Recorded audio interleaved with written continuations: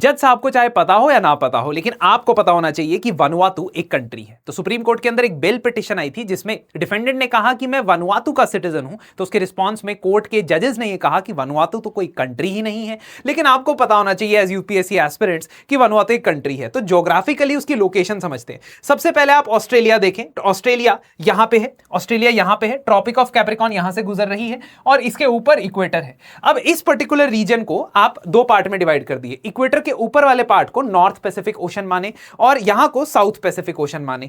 तो जब हम ऑस्ट्रेलिया के नॉर्थ ईस्ट में देखते हैं तो बहुत सारे ग्रुप्स ऑफ आइलैंड्स हमें देखने को मिलते हैं, जिनको तीन पार्ट्स में डिवाइड किया गया है। एक पार्ट है मेलेनेशिया, मेलेनेशिया, और मेलेनेशिया के अंदर एक चेन ऑफ आइलैंड्स हैं, बहुत सारे डिफरेंट आइलैंड चेन्स हैं, जिनमें Vanuatu is a group of 83 islands. Vanuatu के जो आइलैंड्स हैं वो वोल्केनिक ओरिजिन के हैं, यानी वोल्केनो की वजह से बने हैं, और इस पर्टिकुलर इलाके की जो पॉपुलेशन है वो चंद लाख में है, but it is a separate country. 1970 तक Vanuatu was governed jointly by Britain and France, लेकिन उसको इंडिपेंडेंस मिल गई थी 1970s के अंदर ही, इसलिए ये एक अलग कंट्री है, इसकी सिटीजनशिप होती है। अगर यकीन नहीं आता तो ललित मोदी जी से पूछ लीजिए, जिनकी सिटीजनशिप मार्च 2025 के अंदर वनुआतु के प्राइम मिनिस्टर ने विड्रॉ कर ली थी। इसके अलावा आप देख सकते हैं कि वनुआतु न्यूज में इसलिए भी है क्योंकि United Nations climate change convention के अंदर उन्होंने एक प्रपोजल दिया है। इस प्रपोजल के तहत वो चाहते हैं कि जो पोल्यूटिंग कंट्रीज हैं या कहा जाए green house gas emitting developed Nations हैं, वो वनुआतु जैसे छोटे आइलैंड नेशंस को जो नुकसान हो रहा है सी लेवल राइज की वजह से,